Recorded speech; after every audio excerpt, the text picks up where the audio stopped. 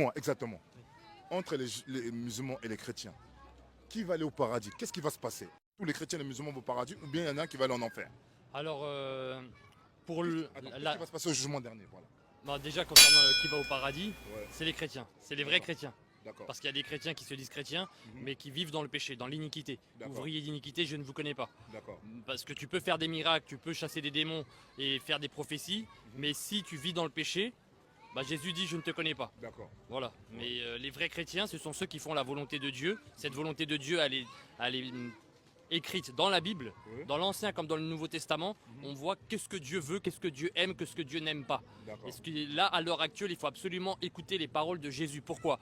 Parce que dans Matthieu 3,16, Oui, Dieu a dit publiquement, celui-ci est mon fils bien-aimé, en qui j'ai mis toute mon affection, écoutez-le. mhm, Donc le Père a dit qu'il faut écouter Jésus. d'accord. Pour écouter Jésus, il faut lire les paroles de Jésus. Mhm, Bon, pour lire les paroles de Jésus, il faut lire l'évangile. Et il y en a, Dieu nous en a donné 1, 2, 3, 4. 4 évangiles. Ajouté aux 4 évangiles, on a les épîtres des apôtres qui sont les califes et compagnons de Jésus. Et on termine par le dernier livre de la Bible qui est l'Apocalypse. Dans le livre d'Apocalypse, Jésus il parle encore. Ça veut dire que même s'il est remonté au ciel, oui, du ciel, Jésus il parle encore. d'accord. Donc pour aller au paradis, il faut vraiment écouter les paroles de Jésus et il n'y a que les vrais chrétiens qui écoutent les paroles de Jésus. D'accord. Voilà, donc Et- les musulmans, non. Hein? Les bouddhistes, non. Voilà, toutes les autres, les athées, non. Ils y vont pas. même s'ils ont un bon comportement. Bah, en fait, c'est pas le bon comportement qui emmène au ciel. C'est pas le bon comportement. C'est quoi Jésus a dit si vous ne croyez pas qui je suis, si vous ne croyez pas ce que je suis, vous mourrez dans vos péchés. Donc tu dois croire en qui est Jésus, déjà, son identité. Tu dois croire en qui il est. Voilà. Celui, comme je vous avais dit la dernière fois, dans Jean 3, verset 36, celui qui nie le Fils, la colère de Dieu demeure sur lui. Il n'a pas Dieu. Celui qui nie le Fils, il n'a pas le Père. C'est écrit dans la Bible. Donc celui qui nie le Fils, il n'a pas le Père. Il peut faire des bonnes œuvres, mais puisqu'il nie le Fils, il n'a pas le Père. Et celui qui n'a ni le Fils ni le Père, comment il peut entrer au paradis s'il a ni le Fils ni le Père? C'est bien de faire des bonnes œuvres, c'est bien de donner de l'argent aux pauvres. Mais si on te parle de Jésus, tu ne veux pas écouter et tu veux en faire qu'à ta tête, bah, faudra pas t'étonner parce que les critères de Dieu pour aller au paradis, c'est pas les bonnes œuvres. Non, non, non. Et la sanctification. La C'est quoi? sanctification, c'est en fait se mettre à part. C'est réussir à se mettre à part. Comme une histoire de confinement, c'est se mettre à part et puis passer du temps avec Dieu. C'est toi et Dieu tout seul. C'est ton portable, tu l'éteins. Apprends à éteindre ton portable et à écouter la voix du Seigneur.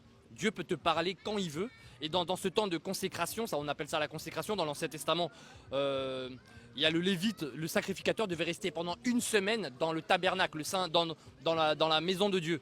Une semaine sans sortir dehors. C'était la consécration. C'est une forme de sanctification. Il se met à part. La sanctification, c'est quand tu te mets à part. À part de quoi? À part du monde.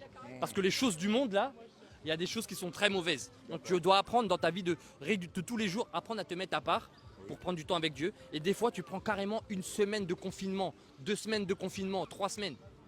Et tu te mets à part. C'est ça la sanctification. Et c'est vivre dans la sainteté. C'est pas vivre dans le péché. Tu couches à droite, à gauche. C'est pas ça la sanctification. La sanctification, c'est la sainteté. Tu marches dans la sainteté. Tu t'abstiens des relations sexuelles hors mariage. Tu t'abstiens de choses qui sont mauvaises et impures.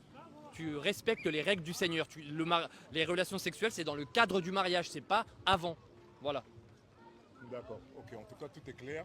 On va faire une nouvelle vidéo prochainement parce que là, il y a beaucoup de choses à faire, il y a beaucoup de choses à raconter. Et j'espère que vous serez là pour bien éventuellement être à la suite et à l'affût de ce qu'Aboubacar va dire et les autres vidéos aussi. Merci. Merci Kali. Abonne-toi.